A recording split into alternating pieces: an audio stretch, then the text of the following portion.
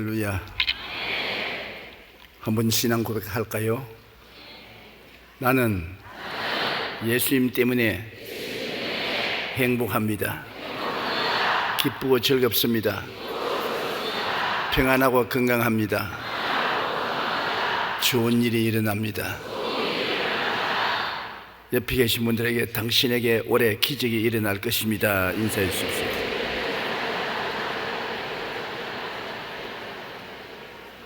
저는 오늘 그 사람과 속 사람이란 제목으로 은혜를 나누고자 합니다. 예수님을 믿기 전에는 그 사람과 속 사람의 구별이 안 되었습니다.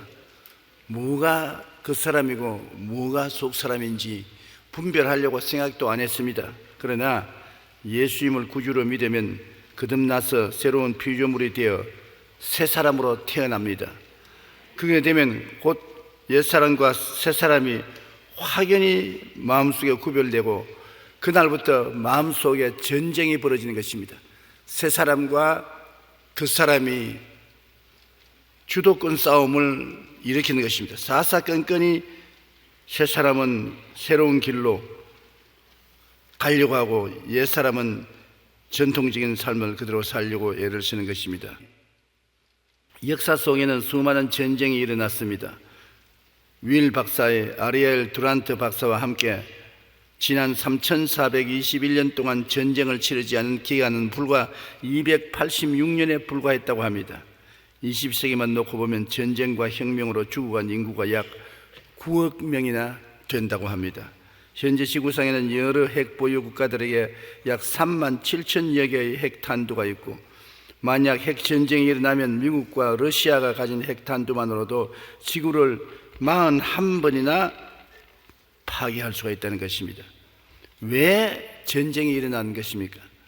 예일 대학의 도널드 케이건 교수는 전쟁의 기원이라는 책에서 전쟁을 하는 주요 원인은 세 가지로 말했습니다. 즉, 경쟁자에 대한 두려움, 경제적인 이익 추구, 명예 추구인 것입니다. 성경은 전쟁을 하는 근본적인 이유를 간단히 말하고 있습니다. 야고보서 4장 1절에 너희 중에 싸움이 어디에서 다툼이 어디로부터 나느냐? 너희 지체 중에 싸우는 정욕으로부터 나는 것이 아니냐? 싸움이 일어나는 것은 인간의 욕심 때문입니다. 욕심이 생기면 탐욕으로 말미암아 싸우거든요. 인생은 빵 한 덩어리를 두고서 누가 더 많이 점령하느냐 싸움을 하는 것입니다. 욕심이 없으면 싸우지 않지요. 그러나 욕심이 있기 때문에 반드시 싸우는 것입니다.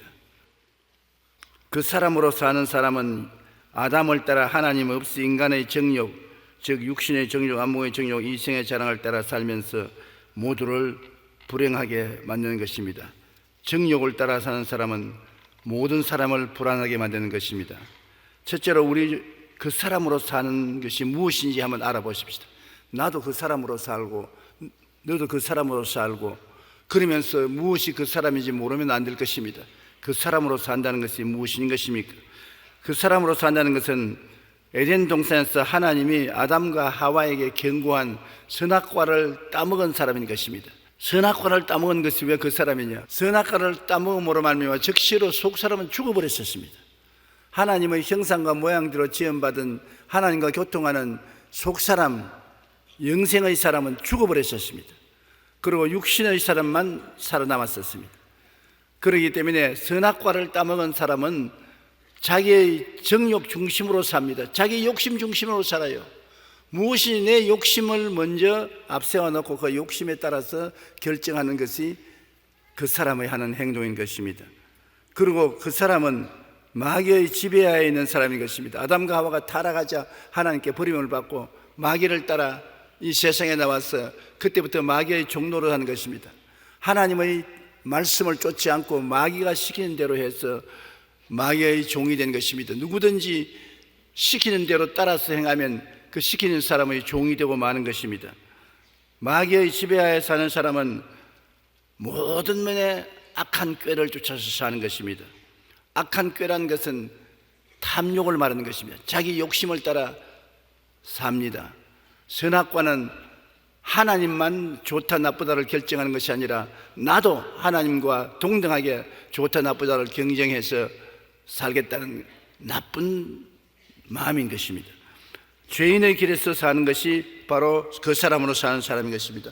죄라는 것은 하나님의 말씀을 어기는 것이 죄인데, 그 사람으로 사는 사람은 하나님의 말씀을 어기면서 삽니다. 그래서 죄인의 길에서 사는 사람인 것입니다. 그 사람으로 사는 사람은 오만한 자의 자리에 앉아서 삽니다. 자기를 과대평가합니다. 자기가 실제 자기보다도 더 잘났다고 생각하고, 더 훌륭하다고 생각하고, 더 능력이 있다고 생각하고, 더 대접을 받아야 되겠다고 생각하는, 자기를 과대평가하는 오만한 자의 자리에 앉아서 삽니다. 그리고 썩어져가는 구습을 쫓아 사는 사람인 것입니다. 옛날 습관을 따라서 썩어져가는 삶 속에 즐기고 사는 것입니다.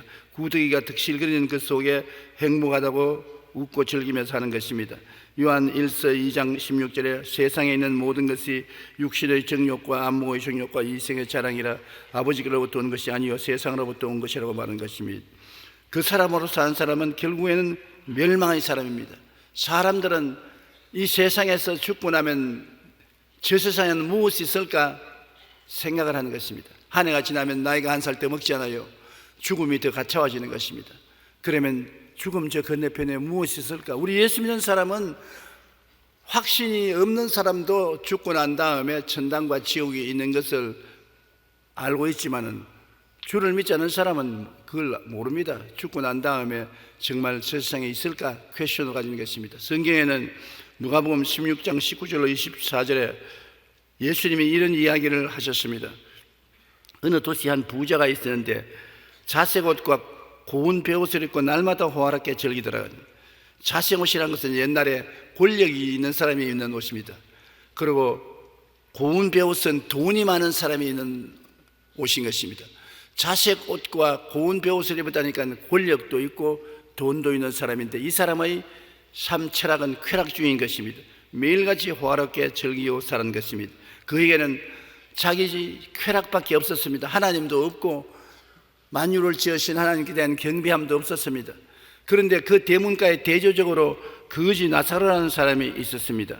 그는 헌대투성이었습니다. 머리끝부터 발까지 헌대가 꽉 들어 찼습니다. 치료할 수 있는 약도 없었고 그런 설비도 없었습니다. 개들이 와서 같이 헌대를 핥으며 개들과 같이 살았고, 부잣집에 상에서 떨어지는 부스러기를 주워 먹고 사는 것입니다. 그러나 전체적인 환경을 살펴볼 때 이 부자는 하나님 없이 인본주의로 살았지만은 이 거지 나사로는 하나님을 잘 섬겼습니다. 왜냐하면 죽고 난 다음에 아브라함의 품 낙원으로 들어간 것 보니, 낙원에 아무나 들어가는 것은 아니니까요. 하나님을 경외하는 사람이 낙원에 들어가지, 하나님을 경외하지 않는 사람이 낙원에 안 들어갑니다. 나사로는 비록 생활은 병들고 가난하고 굶주렸지만은 그는 하나님을 잘 믿었습니다. 그런데 내가 보기에는 전통적으로 믿는 방법으로 믿었고, 우리 순복음식으로는 안 믿은 것 같습니다. 우리 식으로 믿었으면 영혼이 잘됨같이 범사에 잘됨에 강건해야지 왜 거지가 돼서 앉아있어요? 창피하게. 나를 믿는 데서는 머리가 되고 꼴이 되지 않고 위에 그 아래 내려가지 않고 남에게 구워줄 줄 알아도 구지 않는다고 했는데, 그래서 나사로가 목사를 잘못 만났든지 교회를 잘못 다녔든지 병들고 가난하고 비참했습니다. 그러나 하나 중요한 것은 영혼만은 구원받았다는 것인 것입니다. 건강도 세월이 지나가면 늙어서 흙으로 돌아가고 재산도 못 가지고 천당 가는데, 영혼은 영원히 사는 것이기 때문에 나사로는 영혼 문제는 해결되었었습니다. 그래서 살다가 얼마 있어 나사로가 죽었습니다.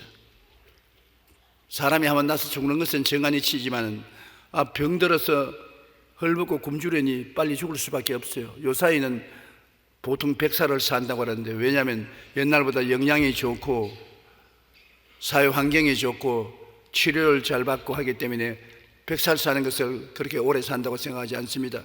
주님께서 장수함으로 만족해하며 나의 구원으로 보이게 됐으니, 주님이 여러분에 대한 뜻은 할 수만 있으면 장수하는 것입니다. 옆에 사람들 보고 장수하십시오, 축복해 주십시오. 축복이 굉장한 영향력을 미칩니다. 우리 입의 말로서 축복을 전달해 줄 수가 있기 때문인 것입니다. 그런데 이 나사로는 죽었는데 천사들이 와서 그를 받들어 낙원으로 데려갔었습니다. 구약시대의 사람들은 천국에는 못 들어가고 낙원에서 들어갔습니다. 낙원은 천국 들어가는 대합실인 것입니다. 아브라함이 낙원의 주인으로서 있고 아브라함의 품 안으로 들어가는 것입니다. 언제 천국으로 들어가느냐? 예수님이 오셔서 십자가에서 몸짓고 피 흘려서 모든 인간의 부채를 다 청산하고 난 다음에 예수님이 낙원으로 내려갔습니다. 가니까 낙원에서 모든 사람들이 예수님을 기다리는 영혼들이 박수를 치고 환호를 진다. 예수님이 내가 다 이루었다. 이제 너희가 대합실에 있을 필요가 없다. 그래서 예수님이 천국에 올라가실 때 낙원에서 기다리는 영혼들을 다 데리고 올라가신 것입니다. 그러나 예수님 오시기 전에는 낙원에 가 있었습니다. 대합실에 가 있고, 예수 안 믿는 사람도 대합실 지옥에 가 있어요.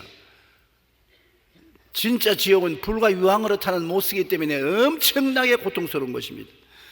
지금은 고통스럽지만 장차 받을 형벌과는 비교도 안 되는 것입니다. 그런데 이 부자도 죽었죠. 부자가 영원히 살 수 있나요? 그런데 어디를 가느냐? 음부로 내려갔었습니다. 지금 죄인들이 내려가는 곳은 지옥이 아니고 음부입니다. 불과 유황으로 타는 못은 나중에 심판을 받고 들어가는 곳이고, 지금은 음부는 심판받을 사람이 대기실로 들어가 있는 것입니다. 음부에 들어가서 너무 괴롭단 말입니다. 얼마 전까지도 그렇게 화려하고 아름답게 살았는데 갑자기 육체를 떠나자 음부에 떨어져서 불꽃 가운데서 너무나 괴롭고 물 한 방울이 귀합니다. 그만큼 고통스럽다는 것입니다. 그런데 위를 쳐다보니까 이 나사로가 아브라함의 품에 안겨서 희희낙낙하고 있단 말입니다. 그러니까 이 부자가 신세가 달라져서 그 고함을 쳤습니다. 아버지 아브라함이여, 나사로를 보내가지고서 손가락에 냉수 한 방울 떠서 찍어서 내 혀를 서늘하게 해서 내 불꽃 가운데 괴로워 죽을 지경입니다. 그때 아주 아브라함의 냉정한 대답이 왔습니다. 너는 세상에 살 동안에 잘 살면서 하나님을 무시하고 하나님 말씀도 순종하지 않았지. 나사로는 세상에서 너무나 고통스럽고 괴롭고 병들고 헐벗었으나 말씀을 사랑하고 모세와 선지자를 그를 존중하고 살았기 때문에 이곳에 와 있다. 운명이 달라진 것입니다. 여기에서 보면 사람이 죽으면 없어진다고 생각하는 것은 인간적인 생각이고, 하나님의 계시적인 생각은 하나님이 계획한 저편 세상을 밝히 우리에게 보여주는 것입니다. 저편 세상을 밝히 말할 수 있는 사람이 누굽니까? 예수님이 하나님으로서 죽었다가 부활해서 우리에게 와서 저 세상 소식을 전해주셨는데, 예수님 말씀이 분명하고 틀림이 없는 것입니다. 그러므로 사람이 이 세상에서 하나님 없이 사는 것은 아무리 부귀영화 공명을 누리고 화롭게 살았다 할지라도 불과 유황으로 타는 못에 들어가기 전에 음부에 들어가서 대기하고 있다가 나중에 심판을 받아 최후의 심판 후에 불과 유황으로 타는 못에 들어가는 것입니다. 그러나 예수 믿는 사람은 요 사이는 내가 곧 길이요 진리요 생명이니 나로 말미암지 않고는 아버지께로 올 자가 없다고, 주님이 하늘에 가서 우리 있을 곳을 예비해 놓았기 때문에 지금은 낙원에 들어갈 필요 없습니다. 지금은 우리가 육신의 장막씩 벗어버리면 직행으로 가는 것입니다. 천국으로 들어가는 것입니다. 주님이 계시는 곳으로 우리가 바로 갈 수 있는 것입니다. 하나님을 버린 인간은 인본주의 사상에서 삽니다. 하나님 중심으로 살지 않고 인간 중심으로 삽니다. 모든 것을 인간 중심으로 생각하고 계획하고 말하는 것입니다. 오늘날 예수 믿는 사람들 중에도 예수님을 믿으면서 인본주의로 살아서 많은 시련과 환난을 당한 사람이 있습니다. 노아 시대에 이 세상이 하나님께 영광 돌리지 않고 물질과 쾌락과 인본주의에 사로잡혀 살다가 하나님께로부터 불로 심판을 받았습니다. 소돔과 고모라도 한 가지입니다. 훌륭한 성이요, 사람들이 화려하게 생활을 했지만은 인본주의로 쾌락주의로 살다가 하나님 심판을 받아 불과 유황불에 타버린 것입니다. 오늘날의 시대 문명은 첨단 기술이 발달하여 정보화 시대, 유전자 생산 시대, 국제화 시대 등으로 말합니다. 그러나 윤리적으로 가치관이 붕괴되고 도덕적 삶이 타락하여 정신적으로는 공황 시대를 맞이하고 있는 것입니다. 이제 21세기에 들어서면서 사람들은 각종 자연재해를 통해 인류 문명이 한순간에 사라질 수 있다는 것을 우려하고 있습니다. 노벨상을 받은 가르시아 마르케스는 100년 동안의 고독이라는 자신의 책에서 이렇게 말했습니다. 외세와 문명의 폐해를 씻어낸 대홍수 이후 사람들은 유토피아를 건설하려고 하지만 인간 내부의 악으로 인해 결국 유토피아는 실현되지 못한다. 지혜와 총명과 모략과 재능과 지식을 가지고 집을 짓고 성을 세워도 스스로의 악 때문에 지가 지어놓고 지가 무너뜨려 버리고 마는 것입니다. 세계의 문명은 인간들이 열심히 세워놓고 난 다음에 전쟁으로 스스로 다 무너뜨려 버리고 만 것입니다. 그 사람은 하나님 없이 인본주의로 인간의 지식과 과학기술에 의지하여 문화적인 혁명을 이루고 유토피아를 건설하려고 합니다. 그러나 그 사람의 삶은 아무리 뛰어난 문명 안에 살지라도 타락과 부패가 속에서 솟아오르기 때문에 다 파괴해버리고 마는 것입니다. 자기 손으로 지어놓고 자기 손으로 파괴해버리고 마는 것입니다. 그럼 둘째로 속사람은 무엇이며 속사람으로 사는 것은 무엇인 것입니까? 속사람은 예수님을 믿음으로 말미암아 거듭나는 것을 말하는 것입니다. 니고데모가 밤에 예수님께 찾아와서 선생님이여, 선생님이 하나님께로부터 오지 않으셨으면 이런 큰 일을 할 수가 없습니다. 예수님이 다짜고짜로 말씀하셨습니다. 사람이 거듭나지 아니하면 하늘나라에 들어갈 수 없다. 거듭나자니요, 나같이 나이 많은 영감이 어머니 뱃속에 들어갔다 또 나올 수 있습니까? 예수님께서 사람이 혈육으로서 천국에 못 들어간다. 물과 성령으로 거듭나야만 한다. 어떻게 물과 성령으로 거듭납니까? 모세가 광야에서 뱀을 든 것 같이 인자도 들려야 하리니 누구든지 저를 믿으면 멸망하지 않고 영생을 얻으라. 거듭난다는 것은 마지막 아담 예수께서 우리의 처음 아담하에서 지은 모든 죄를 다 청산하고 죽었다가 부활하심으로 말미암아 성령이 임하셔서 하나님 형상과 모양의 생명을 복구시켜 주시는 것입니다. 예수님을 구주로 모시면 예수님은 죽음을 극복하고 새로 살아난 제 생명의 원천이 되시기 때문에 그리스도 안에서 거듭나서 새 사람이 되는 것입니다. 거듭난 사람은 영생을 가진 사람인 것입니다. 영생이란 여러분 영원히 사는 생명이 아닙니다. 하늘나라에 들어가서 사는 생명인 것입니다. 사람은 다 영원히 살죠. 지옥가도 영원히 살고 천당가도 영원히 사는 것입니다. 우리가 말하는 영생은 예수 그리스도의 생명, 하나님의 생명으로 하나님의 주시는 생명을 얻는 것을 영생이라고 말하는 것입니다. 누구든지 저를 믿으면 멸망하지 않고 영생을 얻으라. 여러분은 지금 영생을 가지고 있는 것입니다. 오래 사는 생명이 아닙니다. 하나님과 같은 생명을 가지고 있는 것입니다. 그러므로 속사람이 살아난 사람은 하나님의 생명을 가지고 있는 사람이요, 또 여러분 속에 하나님의 영인 성령이 와서 계신 사람인 것입니다. 하나님의 성령이 여러분을 성전 삼고 와서 여러분이 기도할 때 하나님을 향하여 아바 아버지라고 부르게 만들어주는 것입니다. 고린도후서 4장 10절로 12절에 우리가 항상 예수의 죽음을 몸에 짊어지면 예수의 생명이 또한 우리 몸에 나타나게 하려니라. 예수님의 십자가를 우리가 마음에 받아들이면 예수님의 부활의 생명이 우리에게 일어나는 것입니다. 우리는 항상 갈보리 십자가를 바라보고 무엇을 상상하느냐? 저기에 예수님이 나의 죄, 불의, 추악, 저주, 절망을 걸머지고 매달려 죽으셨다. 예수 죽음 내 죽음이다. 내가 그리스도와 함께 십자가에 못 박였다. 그것을 상상하며 십자가를 바라보고 그 다음엔 뭘 바라보는 것입니까? 아리마대 요셉의 무덤에서 나는 부활이요 생명이라고 부활하신 예수님을 바라보고 나도 예수님과 함께 부활했다. 예수님과 같이 무덤에 죄와 허물, 질병과 저주, 절망과 죽음을 장사지내버리고 부활해서 승리하는 그리스도와 함께 부활 승리해서 영원한 하나님의 자녀들이 되었다는 것을 생각하고 바라볼 수가 있는 것입니다. 그러므로 우리가 예수 죽음을 몸에 짊어지면 예수의 생명도 우리 몸에 나타나게 되는 것입니다. 갈보리 십자가를 바라볼 때 언제나 이 두 가지 사건이 일어나야 되는 것입니다. 여러분은 그리스도와 함께 죽는 것을 생각하고 바라보고 믿고 말해야 되고, 또 그를 통해서 여러분은 그리스도와 함께 사망과 음부를 청산하고 부활 영생 천국을 얻어 하나님의 자녀로서 살게 되었다는 것을 알아야 되는 것입니다. 누구든지 그리스도 안에 있으면 새로운 피조물이 되는 것입니다. 보라, 이전 것은 지나가고 새 것이 되었다. 여러분은 새 것인 것입니다. 새 사람인 것입니다. 하나님께서는 여러분을 마지막 아담 예수를 통해서 태어난 새 사람으로 취급하고 여러분에게 은총을 베푸는 것입니다. 여러분이 하나님을 사랑하면 하나님이 여러분을 늘 건져주시고, 하나님의 이름을 알고 찬양하면 늘 높여주시고, 여러분 기도에 응답하여 주시고, 환난 때 같이하여 여러분을 건지고 영화롭게 해주시고, 육신으로도 장수하고 영혼으로는 영영 장수하게 만들어 주시는 것입니다. 우리 살아있는 자가 항상 예수를 위하여 죽음에 넘겨지면 예수의 생명이 또한 우리 죽을 육체에 나타나게 하lim이라. 예수의 생명을 따라 사는 것이 거듭난 생명인 것입니다. 예수 그리스도 우리를 위해서 죽고 우리를 위해서 부활하셨기 때문에 우리 옛날 죄 짓는 마귀의 생명은 청산되고 부활하신 예수님의 생명이 여러분 속에 들어와 있는 것입니다. 그 다음 속사람으로 산다는 것은 성령님의 인도로 사는 사람인 것입니다. 이제는 우리 혼자 살지 않습니다. 하나님 성령께서 우리와 같이 계시겠습니다. 성령님은 말씀하기를 두려워 말라, 내가 너와 함께함이라.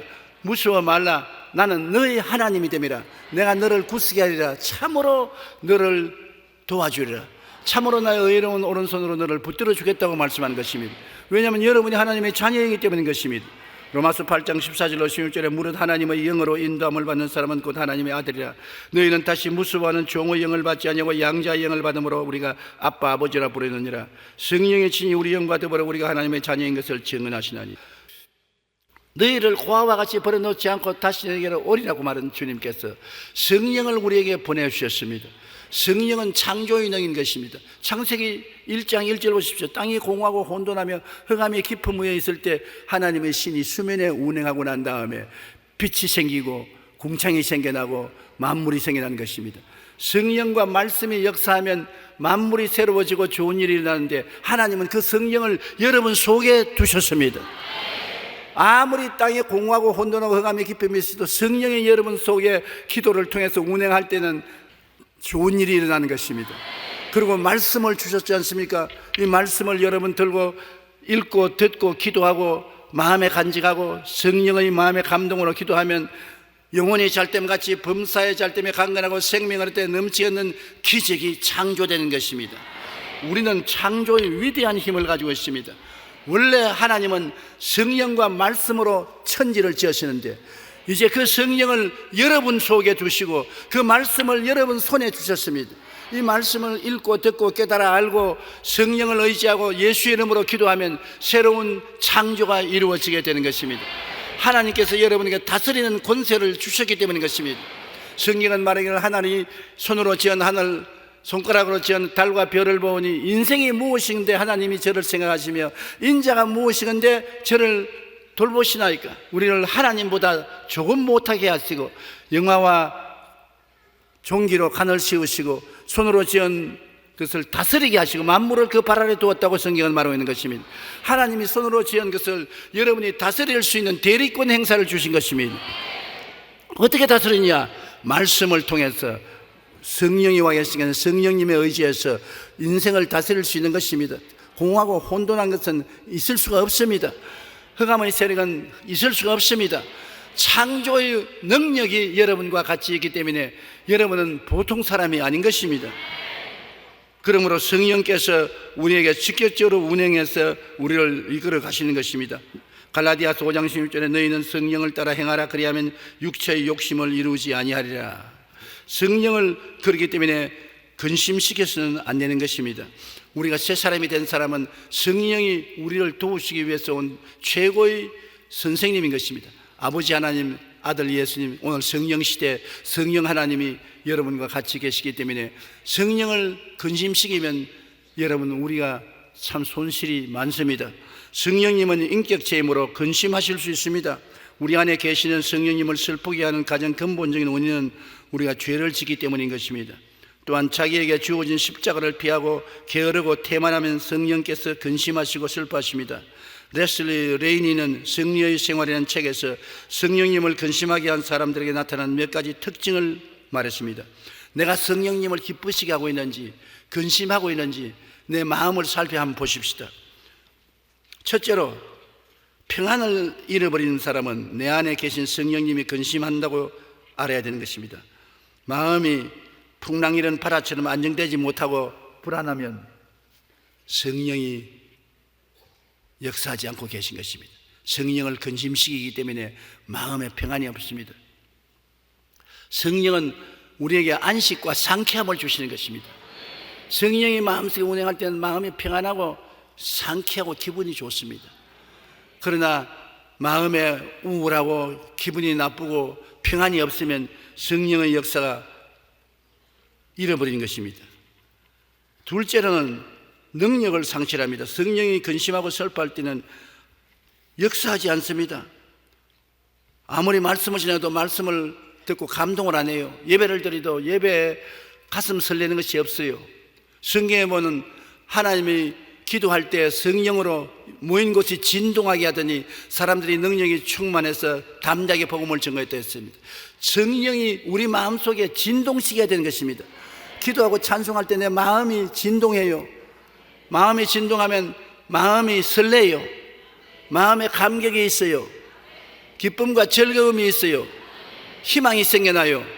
그러한 역사가 사라지면 성령을 슬프게 하고 마음에 하나님 뜻이 이루어지지 않고 있다는 것을 증거하는 것입니다. 셋째로는 성령이 슬퍼하면 마음의 기쁨을 잃어버리는 것입니다. 성령이 슬퍼하심으로 우리도 삶에 근원적인 기쁨이 없고 살아갈 열망도 사라지게 되는 것입니다.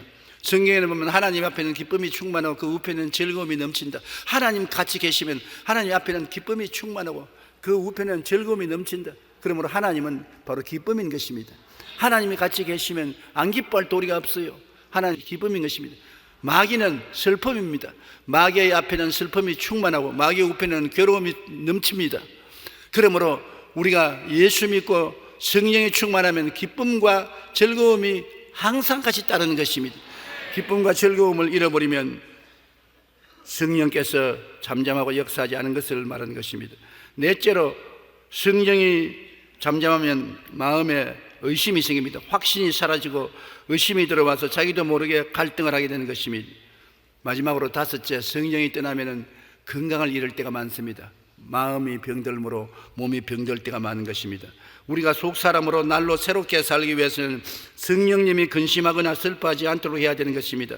이를 위해 늘 깨어 말씀과 기도에 힘쓰며 게으르지 말고 열심을 품고 주를 섬겨야 되는 것입니다. 우리는 성령께서 우리 속에 계시고 새로 거듭난 새 사람으로 살기 위해서는 4차원의 영성을 따라 살아야 되는 것입니다. 계시적인 지식을 따라 살아야 되는 것입니다. 성경 말씀을 늘 묵상하고 듣고 읽고 먹으면서 살아야 되는 것입니다. 영적 양식인 것입니다. 세상 지식은 감각적인 지식이지만 이는 계시적인 지식으로 거듭난 사람만 이 성경을 읽습니다. 거듭난 사람만 성경을 좋아하는 것입니다. 그러므로 영성을 개발하기 위해서 계시적인 지식인 말씀을 늘 읽어야 되는 것입니다. 그 다음에는 우리가 영성을 개발하려면 희망찬 꿈을 가져야 되는 것입니다. 마음에 희망이 있어야 돼요. 희망을 잃어버리면 죽음이 오는 것입니다. 젊은이에게는 환상을, 늙은이에게는 꿈을 주는 것이 성령의 역사이기 때문에 우리 거듭난 사람은 마음속에 희망이 늘 있어야 돼요. 희망의 불길이 사라지지 말아야 돼요. 그래야 우리가 사는 즐거움이 있는 것입니다. 그리고 믿음으로 사는 삶을 살아야 되는 것입니다. 새 사람으로 사는 사람은 하나님의 약속의 말씀을 믿고 사는 것입니다. 사람의 말을 믿는 것이 아니라 하나님의 말씀을 믿고서 삽니다. 눈에는 아무 증거 안 보이고 귀에는 아무 소리 안 들리고 손에 잡힌 게 없어도 하나님 말씀을 믿고 살기 위해서는 모험적으로 살아야 되는 것입니다. 우리가 일일이 다 계산해서 합당한 것만 믿으면 아무것도 믿을 수가 없어요. 믿음이란 계산하는 것이 아닙니다. 믿음이란 모험으로 뛰어드는 것을 말하는 것입니다. 베드로가 물으로 걸어갈 때 계산해서 물으로 들어간 것이 아닙니다. 중력이 얼마인데 부력은 얼마고 바람 방향은 어떻고 파도의 높이는 얼마고 계산해서 물에 한번 들어가 보겠다 그렇게 생각하고 들어간 거 아닙니다. 베드로는 예수님이 오라고 하시면 그대로 간 것입니다. 말씀에 서서 간 것인 것입니다. 아브라함이 75세 아들 달라고 기도할 때 하나님이 불러내어서 하늘을 차고 별들을 헤아리라고, 별들을 수없이 헤아리고 난 다음에 하나님께서 말씀하기를 너희 자손이 저 별들처럼 많을 것이다. 아브라함이 그를 믿었습니다. 75세 된 노인이 별들 쳐다보고 믿은 것은 하나님의 말씀 때문에 믿은 것입니다. 여러분에게도 하나님 말씀을 주시면 말씀대로 믿으면 되는 것입니다. 이 성경은 모두 다 로고스로서 여러분에게 주신 말씀인데 기도하면 이것이 레마가 되어서 여러분에게 직접 주는 말씀이 되는 것입니다. 그러면 믿어요. 모험을 가져야 돼요. 그러면 하나님이 기적이 일어나는데 우리 거듭난 사람만이 모험적으로 믿을 수가 있는 것입니다. 그리고 우리 거듭난 사람은 변화된 말을 해야 되는 것입니다. 성경을 읽음으로 말미암아 마음에 변화된 대로 할 수 있다, 하면 된다, 해보자, 나는 산다는 변화된 말을 해야 되는 것입니다. 성경 말씀을 많이 읽고 외워서 말씀대로 말을 해야 되는 것입니다. 저는 하루에도 수십 번 시편 23편을 외웁니다. 야매는 나의 목자시니 내게 부족함이 없으리로다. 제가 나를 푸른 초장에 누이시며 쉴만한 물가로 인도하시는도다. 내 영혼을 소생시키시고 의의 길로 인도하시는데, 그 전부 다 그 말이 내 말이 아니라 성경에 기록된 말인 것입니다. 내 마음이 답답하면 하나님께서 쉴만한 물가로 인도하시는데요, 쉴만한 물가로 이끌어 주시옵소서. 내가 불행하면 내 영혼을 소생시켜서 행복하게 해 주시옵소서. 사망의 엄심한 꼴짝을 지나면 주님께서 같이 계시기 때문에 괜찮습니다. 합동하여 유익이 됩니다. 원수에게 공격을 당하면 하나님, 원수가 공격해도 하나님 나에게 진수성찬 차려 주십니다. 전부 말씀을 그대로 우리가 입으로 시인하면 그것이 굉장한 능력을 베풀어 주는 것입니다. 그냥 하나님 그러지 말고 하나님은 나의 피난처다, 하나님은 나의 요새시다, 하나님은 나의 일해하는 곳이 되신다, 하나님은 나를 새 사냥꾼의 올무에서와 극한 연병에서 건지신다. 그렇게 말을 성경적으로 하면은 내 입에 말로 내가 묶였으면 내 입에 말로 내가 사로잡힌 바 된다고 말하는 것입니다. 파도 이런 바다에 배가 항구로 찾아가는 것은 키 때문에 그렇다는 거죠. 우리가 파도 이런 세상에서 안전한 항구로 가는 것은 키가 우리 혀라는 것입니다. 말을 여러분 긍정적이고 적극적이고 창조적이고 생산적이고 성경적으로 하면은 하나님의 역사가 그에 따라서 일어나는 것입니다. 말을 마귀적이고 세상적이고 절망적이고 파괴적으로 하면 또 우리 인생도 그 말을 따라 나가게 되는 것입니다. 그러므로 내 입에 말로 내가 묶였으며 내 입에 말로 내가 사로잡힌 바 되었으므로 새해에는 말 조심을 하십시오. 생각을 하나님 말씀으로 꽉 채워놓고 여러분 아름다운 꿈을 말씀으로 그려놓고 말씀을 따라서 모험적으로 믿고 말씀 따라서 입술로 말하면은 창조적인 다스리는 역사가 여러분 생애 속에 일어나게 되는 것입니다. 그렇게 하면 성령이 여러분 생애 속에서 창조적인 역사를 베풀어 주시는 것입니다. 셋째로 우리는 이제 날로 새롭게 살아야 되겠습니다. 하루 정체되지 말고 내일은 오늘보다, 다음 달은 근본대로다, 명년은 금년보다 새로워지는 삶을 살아야 되겠는 것입니다. 고린도후서 4장 16절에 그러므로 우리가 낙심하지 않으니 우리 그 사람은 낡아지나 우리의 속 사람은 날로 새로워지다. 그 사람은 낡아진다. 나이 한 살 더 먹으니 주름살 하나 더 지고 허리도 조금 더 구부러지고 말도 좀 더 천천히 할지 몰라도 그 걱정할 것 없다. 그 사람은 후패하나 속은 날로 새로워진다. 왜? 말씀이 있으니까 새로워지는 것입니다. 성령이 계시니까 새로워지는 것입니다. 기도가 있으니까 새로워지는 것입니다. 우리는 날로 속 사람이 새로운 생명으로 새로워질 수 있는 것입니다. 그러므로 매일같이 우리는 죄와 허물을 벗어버리는 삶을 살아야 되는 것입니다. 예수 믿었다고 해서 한 번에 천사가 안 됩니다. 조금씩 변화되는 것입니다. 어린아이가 태어나자마자 어른이 안 됩니다. 세월이 흘러가면서 조금씩 자라는 것 같는 것입니다. 골로새서 3장 1절로 10절 그러므로 너희가 그리스도와 함께 다시 살리심을 받았으면 위의 것을 찾아라. 거기는 그리스도께서 하나님 우편에 앉아 계시느니라. 위의 것을 생각하고 땅의 것을 생각하지 말라. 이는 너희가 죽었고 너희 생명이 그리스도와 함께 하나님 안에 감추었음이라.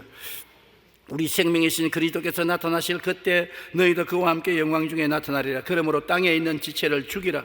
곧 음란과 부정과 사욕과 악한 정욕과 탐심이니 탐심은 우상숭배니라. 이것들로 말미암아 하나님의 진노가 임하느니라. 너희도 전에 그 가운데 살 때는 그 가운데 행하였으나 이제 너희가 이 모든 것을 벗어버려라. 곧 분함과 노여움과 악의와 비방과 너희 입의 부끄러운 말이라. 너희가 서로 거짓말을 하지 말라. 옛사람과 그 행위를 벗어버리고 새사람을 입었으니 이는 자기를 창조하신 이의 형상을 따라 지식에까지 새롭게 하심을 입은 자니라. 이와 같이 우리가 끊임없이 목표를 변화에 두고서 말씀을 읽고 성령 인도를 받으면서 기도하면서 한 발자국 한 발자국 앞으로 나아가는 것입니다. 매일같이 나아가고 변화되는 것이 우리 새로 변화된 사람의 모습인 것입니다. 후퇴하지 말아야 돼요. 늘 전진해야 돼요. 나아져야 돼요. 아무리 폐지와 같은 인생이라도 여러분, 폐지를 가지고서 새로운 종이를 만들면 굉장히 좋은 종이가 되는 것입니다. 영국의 빅토리아 여왕이 한번 유명한 제지 공장을 찾아갔는데 깜짝 놀랐습니다. 제지 공장에 가니까 아주 신문지 조각, 더러운 종이 뭉치 이런 것들이 창고에 꽉 차여서 그가 코를 잡고서 세상에 제지 공장에 깨끗한 종이 만든 줄 알았더니 이렇게 더럽고 추한 제지 이 종이가 있는 줄 몰랐다고. 공장장 나오라고. 공장장 이게 뭐냐 공장이 말이야. 그러니까 공장장이 폐하, 지금 보시는 이 종이는 재료입니다. 이게 처음부터 쓰다 내버리고 코 풀다가 내버리고 짐승의 탭이 섞여 있고 이런 것을 가지고 공장에 오면 우리가 이것을 새로 제조해서 좋은 편지지, 좋은 텍스트북 용지로 사용합니다. 여왕의 고개를 슬슬 흔들고 나갔습니다. 그런데 한 주일쯤 지나고 난 다음 여왕 왕궁에 편지지가 아주 천 편지지가 배달이 됐어요. 그림도 아름답게 그리고 아주 냄새도 향기로운 냄새가 나는 좋은 편지였어요. 여왕이 기뻐해서 야, 편지지 그거 참 좋다. 그래서 내가 편지 써야 되겠다. 거기에 공장장이 메모를 적어 넣어놨어요. 폐하가 싫어하던 그 폐지가 바로 지금 이 종이입니다. 폐지를 공장을 통하면 이렇게 변화될 수 있습니다. 나는 그 이야기를 듣고 마음에 잔잔한 감동을 느꼈습니다. 여러분, 우리가 다 폐지들인 것인데 예수님의 십자가 공장을 통하면 새로운 사람이 되어버리는 것입니다. 이것이 기독교 신앙의 위대한 점인 것입니다. 누구든지 그리스도 안에 있으면 새로운 피조물이 되는 것은 우리 힘으로 되는 것이 아니라 성령의 능력으로 되는 것입니다. 우리 힘으로 구원 못 받아요. 폐지입니다. 썩은 종입니다. 냄새가 납니다. 그러나 이 폐지가 십자가 공장을 통하면 아주 좋은 종이가 되어요. 새 사람이 되어요. 성령의 사람이 되어요. 그러므로 우리는 낙심하지 아니하느니 그 사람은 후배나 속은 날로 새로워지는 성령의 역사가 일어나는 것입니다.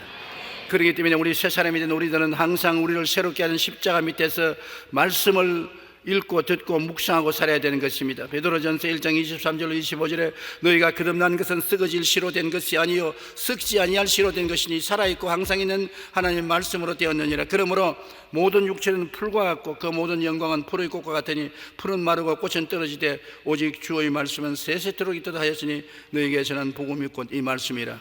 세세토록 있는 말씀이 우리 가운데 역사하는 것입니다. 여러분, 우리가 가장 하나님 보시기에 위대한 것은 말씀을 받아들이고 성령이 와 계신다는 것입니다. 말씀과 성령만 있으면 새로운 세계가 이루어지는 것입니다. 성경에 보십시오. 창세기 1장 1절로 2절에 땅이 공허하고 혼돈하며 흑암이 깊은 무에 있는데 성령이 운행했습니다. 여러분, 마음이 지금 공허하고 혼돈하며 흑암이 깊은 무에 있습니까? 여러분, 가정이 공허하고 혼돈하며 흑암이 깊은 무에 있습니까? 여러분의 사업이 공허하고 혼돈하며 흑암이 깊은 무에 있습니까? 이거 어떻게 해결합니까? 절망 아닙니까? 예수님을 모시고 구원받아 성령이 운행하시면 그 다음 하나님 말씀을 마음에 받아들여서 생각하고 말씀으로 꿈꾸고 말씀으로 믿고 말씀으로 말하면 역사가 일어나기 시작하는 것입니다. 말씀을 그대로 여기 두면 안 돼요. 말씀이 육신이 돼야 돼요. 원래는 하나님이 말씀하지 않았습니까? 우리도 이 말씀이 우리 것이 돼야 돼요. 어떻게 말씀이 우리 것이 되느냐? 생각이 달라지면 우리 것이 됩니다. 말씀이 들어가서 말씀을 통해서 아름다운 꿈을 꾸면은 우리 것이 되는 것입니다. 말씀을 통해서 믿으면 우리 것이 되는 것입니다. 말씀을 통해서 입술로 시인하면 우리 것이 되는 것입니다. 창조적인 말씀이 우리의 생각과 꿈과 믿음과 입술의 고백으로 우리 속에 들어오고, 성령이 운행하면, 기도하면 기적이 일어나서 공하고 혼돈하고 흑암의 기쁨이 있는 곳에 빛이 들어오고, 질서가 들어오고, 창조가 들어오고, 아름다움이 들어와서 하나님 보시기에 좋게 되고 마는 것입니다. 그러므로 우리는 절대로 낙심하지 말아야 되는 것은, 말씀이 계시고 성령이 역사하기 때문에 우리는 절대로 낙심할 수가 없는 것입니다. 기도와 성령 충만하기 위해서 항상 우리는 열심히 기도하고 성령 충만을 강구한 여러분 되시기를 주의 이름으로 축원하십니다. 에베소 4장 23절로 24절에 오직 너희의 심령이 새롭게 되어 하나님을 따라 의와 진리의 거룩함으로 지음받은 새 사람을 입어라. 하나님이 새 사람을 만들어 주었으므로 우리는 입기만 하면 되는 것입니다. 에베소 3장 16절로 19절에 그의 영광의 풍성함을 따라 그의 성령으로 말미암아 너희 속 사람을 능력으로 강건하게 하시오며, 믿음으로 말미암아 그리스도께서 너희 마음에 계시게 하옵시고, 너희가 사랑 가운데 뿌리가 박히고 터가 굳어져서 능히 모든 성도와 함께 지식에 넘치는 그리스도의 사랑을 알고 그 너비와 길이와 높이와 깊이가 어떠함을 깨달아 하나님의 모든 충만하신 것으로 너희가 충만하시기를 원하노라. 그냥 충만이 아닌 것입니다. 모든 것으로 충만하라. 하나님 가진 것 다 가져라. 하나님 주신 것 하나도 남기지 않고 다 얻으라는 것입니다.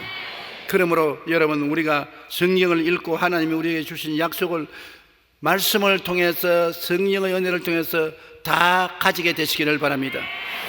무엇보다도 우리 새 사람이 된 사람은 사랑으로 섬기는 삶을 살아야 되는 것입니다. 사랑이 없으면 종교는 필요 없습니다.